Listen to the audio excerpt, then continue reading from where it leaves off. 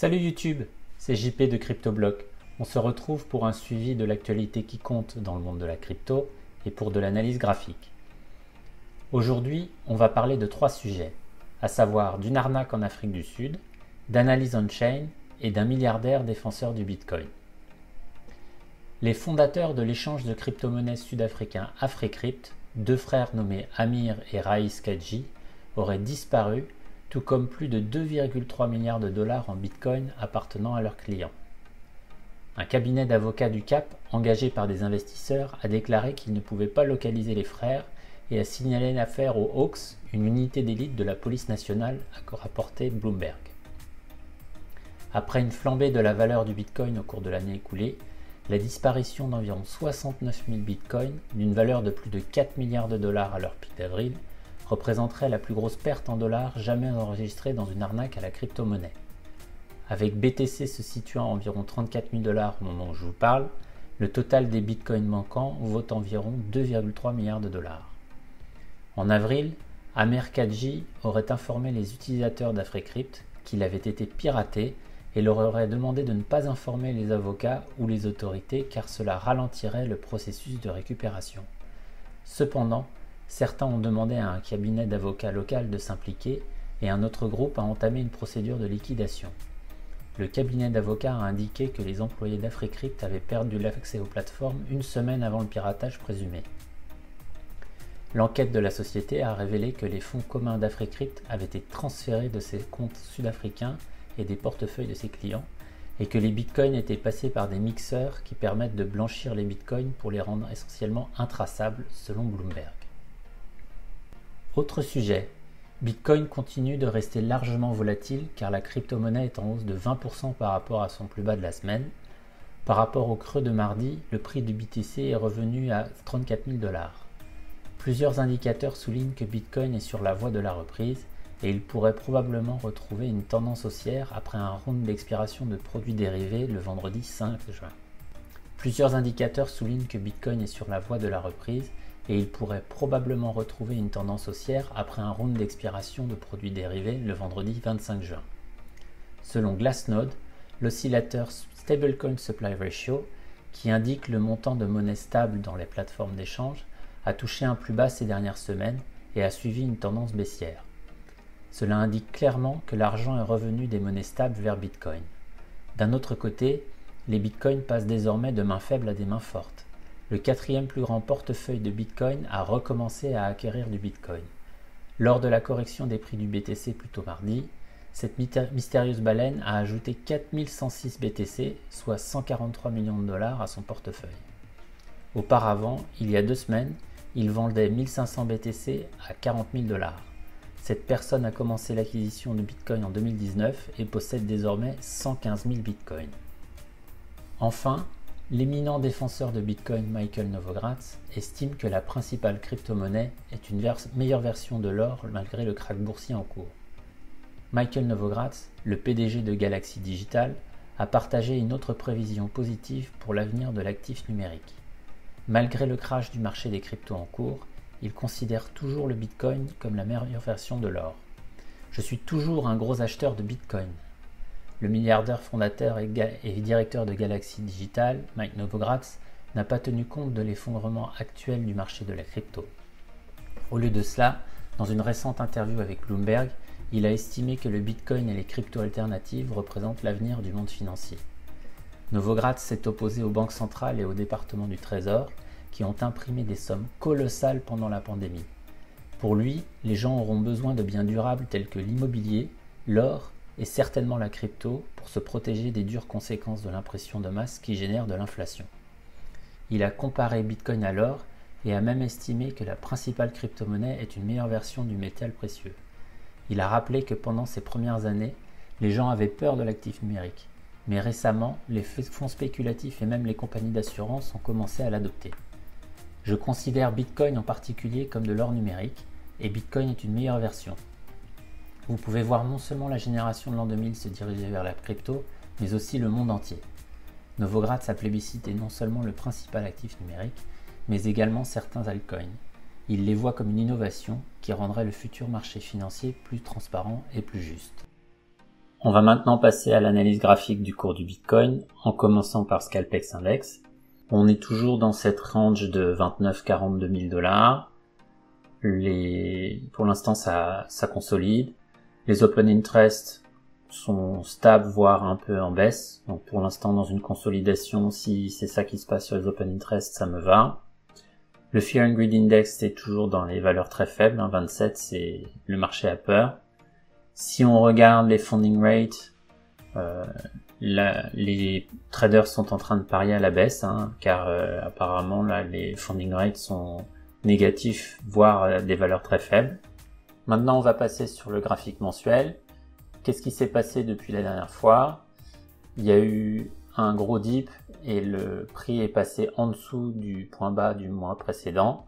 Et il y a eu une très forte réaction. Là, il y a vraiment les acheteurs sont venus et on est remonté. Pour l'instant, on est toujours en dessous de l'ouverture du mois de juin. Donc pour l'instant, on est à tendance baissière. Mais on va regarder sur d'autres périodes de temps comme le weekly et le daily pour voir ce qui s'est passé. Alors, sur le weekly, là aussi c'est très clair, on voit bien, cette semaine, c'est cette bougie-là, on a pris un point bas précédent et un point bas mensuel précédent. Il y a eu une très forte réaction, on est remonté, on est même remonté très très haut. Hier, on était remonté à 35 400, donc en fait on a retesté l'ouverture de la bougie hebdomadaire. Pour l'instant, on rebaisse. À voir si le prix va se stabiliser ici ou pas. On va regarder le daily pour voir un peu mieux. Donc, on voit que mardi, il y a eu un gros dip. On a pris un point bas précédent et un autre point bas précédent. Et là, il y a eu un renversement de marché. On a eu 3 jours positifs. Et là, aujourd'hui, on est en train de retester. Donc, au niveau du scénario logique, comme il y avait beaucoup de stops ici et ici, la liquidité a été prise et il y a eu un renversement de marché. Donc si on a un réel renversement de marché, dorénavant, le marché va aller vers le haut. Le problème, c'est que tant qu'on est en dessous de l'ouverture du mois de juin, on est dans un marché baissier. Donc là, il faut que les bulls montrent qu'ils ont de quoi acheter le marché pour le faire remonter. Le retest d'aujourd'hui, c'est logique, ça pose pas trop de problèmes, mais il faut que le marché se renverse de nouveau. Si on passe sur un time frame comme le 4 heures, là on voit bien les niveaux de range dans lesquels on est, et on voit que le range high, le mid range et le range low sont vraiment des niveaux super importants. À chaque fois qu'on est arrivé au niveau du range high, on n'a pas réussi à faire un breakout et on est retourné dans le range. Ici, ici et ici. Et pareil, au niveau du point bas, les range low, une fois qu'on a créé ce range low, là on vient de le retester et vraiment on voit tout de suite le renversement. Et pour l'instant, on grind vers le haut. Alors, ici ce qui se passe c'est assez simple, c'est un retest. Par contre, il ne faudrait pas perdre le point bas ici, car sinon après ça voudrait dire qu'on va retester vers le bas. Et là, il faut faire attention parce que ça fait quand même beaucoup de fois qu'on passe dans cette zone. Donc il faudrait éviter de retester un point un peu trop bas. Pourquoi je dis ça? Alors je vais faire un petit dessin. Quand on a un niveau de support comme ça, quand le prix vient attaquer, et qu'il se renverse et qu'il réagit fortement, c'est parfait. Sauf que si on vient trop souvent et que le rebond est de plus en plus petit, il faut faire attention, car au bout d'un moment, le support va craquer. Et là, en fait, c'est un peu ce qu'on voit ici, où ici, il y a eu une réaction au support, on a fortement remonté, réaction aux alentours du support, fortement remonté, ici aussi. Et là, on est en train de créer cette remontée par rapport à la zone support. Mais pour l'instant, c'est assez faible. C'est pas vraiment impulsif et c'est assez faible. Donc, c'est pas grave. Des fois, ça arrive que le prix arrête pas de faire des ciseaux comme ça. Mais il faudrait pas... J'efface ce que je viens de faire. Il faudrait pas reperdre les points bas trop vite, car sinon... on serait dans le scénario dont je viens de parler, à savoir un support qui s'effrite et qui n'arrive plus à supporter le prix. Et là, dans ces cas-là, on passerait vers des targets qu'on connaît bien, 26 et 22 000. Pour l'instant, on est encore proche du niveau du mid-range, donc pour l'instant c'est pas dramatique. Mais si on perd ce point bas ici, il y a des chances qu'on aille beaucoup plus bas. Donc il faut que les bulls soient présents et qu'ils continuent d'acheter pour permettre de repasser au-dessus du mid-range. Et là, on testerait l'ouverture du mois de juin. Et après, éventuellement, s'il y a de l'énergie, on pourrait aller tester de nouveau le range high. Et là, pareil, comme je viens de dire, en fonction du nombre de fois où on vient de tester le support, là c'est pareil, si on arrive à remonter au niveau du range high, je pense qu'il y aura un breakout parce que ça fait déjà une fois qu'on a testé, 2 fois qu'on a testé, 3 fois, 4 fois. Si on arrive à repasser au-dessus de l'ouverture du mois de juin, je pense qu'on aura un breakout vers les 45 000 comme j'attends ça depuis très longtemps. Mais pour ça, il faut que les bulls repassent au-dessus du mid-range et l'ouverture du mois de juin. Voilà pour BTC. Maintenant, on va passer à l'analyse de l'Ether. On est sur un graphique mensuel. Donc, comme pour Bitcoin, on a pris le point bas précédent le point bas du mois de mai. Et il y a eu une réaction. Par contre, on voit que contrairement à Bitcoin qui est remonté quasiment au niveau d'ouverture du mois de juin presque, là, Ether, c'est vraiment une réponse faible depuis le support.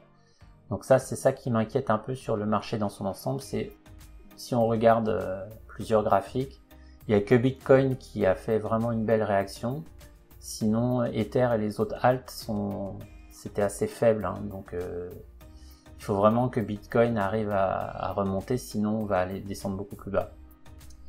Là, ça se voit au niveau du graphique hebdomadaire. On est à peine remonté et on n'est toujours pas repassé au-dessus du support mensuel. Et là, contrairement à Bitcoin qui lui est à des niveaux précédents de support, là on est à peine remonté. Donc pour l'instant c'est vraiment une réaction faible de la part de Ether. Au niveau du daily, exactement, hein, c'est exactement le schéma que j'ai fait tout à l'heure, où en fait sur une zone de support, on a eu une forte réaction et là pour l'instant on est en train d'avoir une petite réaction. Donc il faudrait pas retester les 1700 car sinon je pense que ça tiendrait pas. Là tout dépend de Bitcoin, de toute façon c'est comme d'habitude, hein, il faut que Bitcoin arrive à repasser le mid-range et puis l'ouverture du mois de juin pour redonner un élan à ce marché, sinon on va aller tester ce point bas ici et ce point bas ici, donc c'est 1500 et 1300. Par contre, bon, si Bitcoin remonte, Ether suivra. Alors peut-être moins fortement parce que là, pour l'instant, il est vraiment, l'action de prix est vraiment faible, quoi. Si on regarde le range sur le 4 heures, on voit qu'on est à peine au niveau du support de la réaction depuis mardi. Donc, c'est pas pour l'instant, c'est pas la halte sur laquelle il faut parier. S'il y en a un sur lequel il faut parier, c'est Bitcoin. Voilà. N'oubliez pas de vous abonner à la chaîne si ce n'est pas encore fait. Et surtout, très important, activez la cloche pour être prévenu lorsqu'une nouvelle vidéo est publiée. On se dit à très vite pour un commentaire de l'actu et une revue des charts de la crypto.